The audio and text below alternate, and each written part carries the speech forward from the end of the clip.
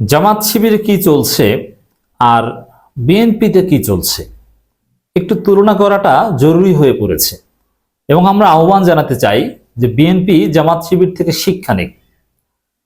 দেখেন, আওয়ামী লীগ সরকার কর্তৃক বিএনপিও জুলুমের শিকার হয়েছে, জামাত শিবিরও সর্বোচ্চ মাত্রায় জুলুমের শিকার হয়েছে, বরং জামাত শিবির বেশি জুলুমের শিকার হয়েছে।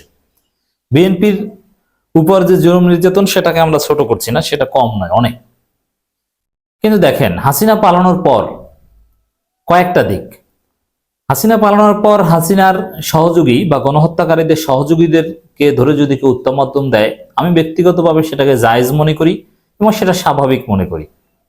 একেবারে প্রাণহানি ছাড়া ছোটখাটো কিছু উত্তম মাধ্যম এটা প্রয়োজনীয় বটে, এর গুরুত্ব প্রয়োজনীয়তা নিয়ে আমি অনেক আলোচনা করেছি।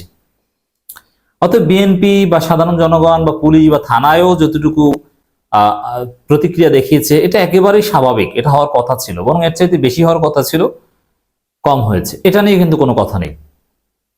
এর মানে আবারও বলছি, বিএনপির লোকজন আওয়ামী লীগ নেতাদের উপর যতটুকু প্রতিক্রিয়া দেখিয়েছে আমি তার বিরুদ্ধে বলবো না, বরং সেটা স্বাভাবিক হওয়ার কথা ছিল। আমরা চাইলেও সেটা বন্ধ করতে পারতাম না। এটা বিপ্লব পরবর্তী একেবারে ন্যাচারাল একটা প্রতিক্রিয়া। কিন্তু নিজেরা দুই গ্রুপে মারামারি করে মারা যাবে এবং সেটা একজন দুইজন নয়, 10 জনের কাছাকাছি, এটা মারাত্মক দুঃখজনক। দেখেন, জামাত শিবির কি করেছে হাসিনা চলে যাওয়ার পর?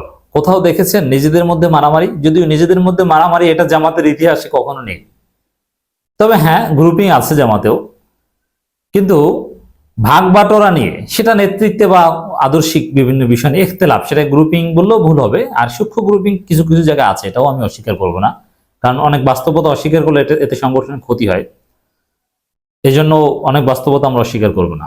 কিন্তু বিএনপি হাট বাজার দখল, বাস কাউন্টার দখল নিয়ে যুবলীগের যুবদলের দুই গ্রুপ, বিএনপির দুই গ্রুপে মারামারি, আধিপত্য বিস্তারকে কেন্দ্র করে এই ঘটনা বিএনপিতে চলছে। আর জামাত শিবির কত সুন্দরভাবে দেশ গঠনে সময় দিচ্ছে, তারা সামাজিক কার্যক্রম চালাচ্ছে, তারা প্রশংসায় ভাসছে, বন্যা কার্যক্রমে, বন্যা পরবর্তী উদ্ধার তৎপরতায় কিংবা ত্রাণ তৎপরতায় ভূমিকা পালন করছে। আর বিএনপি কি করছে? একজন আরেকজনকে হত্যা করছে, এক বিএনপি আরেক বিএনপিকে হত্যা করছে। এটা দুঃখজনক। এজন্য আমরা বলবো যে জামাত শিবির থেকে শিক্ষা নেই বিএনপি, যে জামাত কিভাবে নেতাকর্মীদেরকে সুশৃঙ্খলভাবে পরিচালনা করে আসছে এবং জাতির কল্যাণে কাজে লাগাচ্ছে এবং জনগণের কাছে দিন দিন আরো গ্রহণযোগ্য হয়ে উঠছে। আর বিএনপি কি করছে? নিজেরা কামড়া কামড়ি করছে। দর্শক, একটা খবর, বিএনপির একজন গুরুত্বপূর্ণ নেতা যিনি হাসিনা আমলে অত্যন্ত তাৎপর্যপূর্ণ ভূমিকা পালন করেছেন, শামা ওবায়দ, রাজপথের লড়াকু সৈনিক এবং কূটনৈতিক অঙ্গনেও গুরুত্বপূর্ণ ভূমিকা পালন করেছেন, সেই শামা ওবায়দের বিরুদ্ধে হত্যা মামলা এবং তার পদ স্থগিত। চিন্তা করেন, আওয়ামী লীগ চলে যাওয়ার পর, হাসিনা চলে যাওয়ার পর বিএনপির যে নেতা আওয়ামী লীগ আমলে অতি গুরুত্বপূর্ণ ভূমিকা পালন করেছে তাকে এখন হত্যা মামলার আসামি হতে হয়েছে, তার পদ স্থগিত হতে হয়েছে।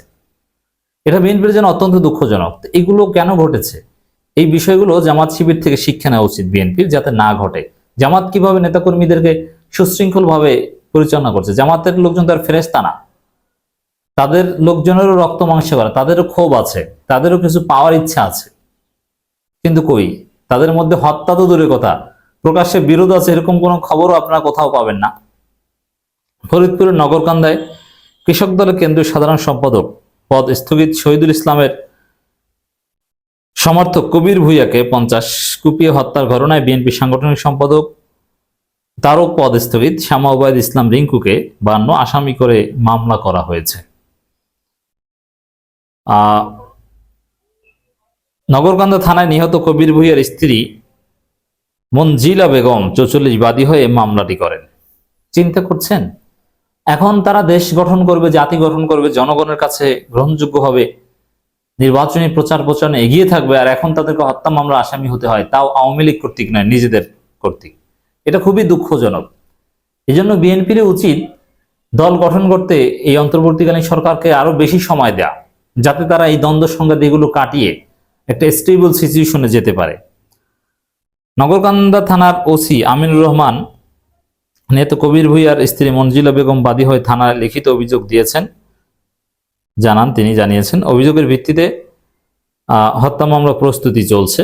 আমরা যখন কথা বলছি তখন অভিযোগ সূত্রে জানা গেছে, বিএনপির কেন্দ্রীয় কমিটির সাংগঠনিক সম্পাদক শ্যামা ওবায়দকে প্রধান আসামি করা হয়েছে। এছাড়া নগরকান্দা উপজেলা বিএনপির সিনিয়র সহসভাপতি হাবিবুর রহমান বাবুল তালুকদার, সাধারণ সম্পাদক সাইবুর রহমান মুকুল, সহসভাপতি আলমগীর হোসেন বকুল, কোদালিয়া শহীদনগর ইউনিয়ন পরিষদের সাবেক চেয়ারম্যান মিজানুর রহমান মিজান, যুবদল নেতা মাসুদুর রহমান তৈয়ব, হেলাল উদ্দিন হেলাল, ঢাকা মহানগর উত্তর যুবদলের সাবেক যুগ্ম সাধারণ সম্পাদক হাবিজুর রহমান শরীফ সহ মোট 36 জনের নাম উল্লেখ করে এবং আরো 50 থেকে 60 জন অজ্ঞাতনামা ব্যক্তিকে আসামি করা হয়েছে। দেখেন, এখানে বিএনপি তার পদ স্থগিত করেছে, এর মানে এই মামলায় এক প্রকার বিএনপি অনুসমর্থন রয়েছে এবং মামলাটা বা অভিযোগটা শক্তিশালী হলো যে বিএনপি পদ স্থগিত আর খালি খালি করেন, এর মানে ঘটনার সাথে তার জড়িত আছে, সম্পর্ক আছে। গত বুধবার 21 আগস্ট কৃষক দল নেতা শহীদুল ইসলাম মোটর শোভাযাত্রা করে ঢাকা থেকে ভাঙা চৌরাস্তা হয়ে নগরকান্দা উপজেলার সদর ও তালমার মোড় হয়ে ফরিদপুর শহরে এসে শেষ হওয়ার কথা ছিল।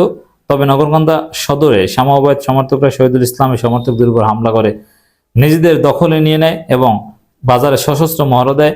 এই হামলায় শহীদুল ইসলামের সমর্থক নগরকান্দা পৌরসভার ছাগলদি মহল্লার বাসিন্দা কবির ভুইয়া নিহত হন। পরে এই দিন সন্ধ্যায় ফরিদপুর প্রেস ক্লাবে এক সংবাদ সম্মেলন করে শহীদুল ইসলাম অভিযোগ করে বলেছেন, আমি দায়িত্বহীনভাবে এই খুনের নির্দেশদাতা শ্যামা ওবায়দ ইসলাম। স্পষ্টভাবে আমি একথা বলছি, তিনিই খুনের মদতদাতা, নির্দেশদাতা। মানে এই কতটা ভয়ঙ্কর রকমের কামড়া কামড়ি বিএনপি দিয়ে। জাস্ট একটা ঘটনা বলছি, এই সিনিয়র লেভেলেই যদি এরকম হয় তাহলে এক পর্যায়ে স্যাসরা লেভেলে কতদূর হতে পারে আপনি বুঝেন। এর মানে মারাত্মক। এমনকি এই রিজভি গ্রুপ, ফখরুল গ্রুপ বা এদেরকে নিয়ে, কিংবা ওই ভারতপন্থী যে একটা গ্রুপ, এদের নিয়েও গ্রুপিং চলছে। বিএনপির এখান থেকে শিক্ষা একটাই, জামাত শিবির থেকে শিক্ষা নিক, আর হচ্ছে অন্তর্বর্তীকালীন সরকারকে সময় দিক যাতে নিজেরা নিজেদেরকে সংশোধন করে নিতে পারে। এই অবস্থা নির্বাচন হলে ভয়ানক পরিস্থিতি হবে। এ প্রেক্ষাপটে গত 21 আগস্ট রাতে বিএনপি সিনিয়র যুগ্ম মহাসচিব রুহুল কবির রিজভী স্বাক্ষরিত আলাদা 2 পত্রে বিএনপির প্রাথমিক সদস্য পদ সহ শহীদুল ও শ্যামা ওবায়দের সকল পদ স্থগিত করেন। এত বড় সিদ্ধান্ত নিতে হয়েছে বিএনপিকে, এটা বিএনপির জন্য দুঃখজনক। তো এই জন্য বলবো যে জামাত শিবিরের সাথে যোগাযোগ করে তাদের ফিলোসফি, দর্শন, মেথোডোলজি ফলো করুন, আপনাদের মধ্যে নিজেদের কামড়াকামড়িটা কমবে। এই বিষয়গুলো আমরা আলাদাভাবে আলোচনা করছি, তার একটা বিশেষ কারণ রয়েছে। আমরা যে একটা নতুন রাজনৈতিক সংস্কৃতি চাই, আমরা দেশটাকে পুনর্গঠন করতে চাই, রাষ্ট্র সংস্কার করতে চাই, নতুন রাজনৈতিক বন্দোবস্ত, নতুন সংস্কৃতি, এগুলোর জন্য এখন অন্যতম বাধা হচ্ছে এই বিএনপির কামড়াকামড়ি। এর মানে আওয়ামী লীগ মুক্ত যে আমরা রাষ্ট্র বা সমাজ গঠন করতে চাই, আওয়ামী লীগের যে চরিত্র ছিল নিজেদের মধ্যে কামড়াকামড়ির, অন্তর্কন্দল, দখলদারিত্ব, সেই চরিত্র এখন বিএনপির মধ্যেও বিদ্যমান। যেহেতু বিএনপিকে ছাড়া আমাদের রাষ্ট্র পুনর্গঠন সম্ভব নয়, বিএনপিকে লাগবেই, বরং বিএনপি ক্ষমতা যাবে। এজন্য বিএনপির এই বিষয়গুলো সমাধান করা অতীব জরুরি, যার ফলে আমরা এই বিষয়গুলো নিয়ে কথা বলতে চাই। বিএনপিকে ব্যাপক সংস্কারমূলক পদক্ষেপ নিতে হবে।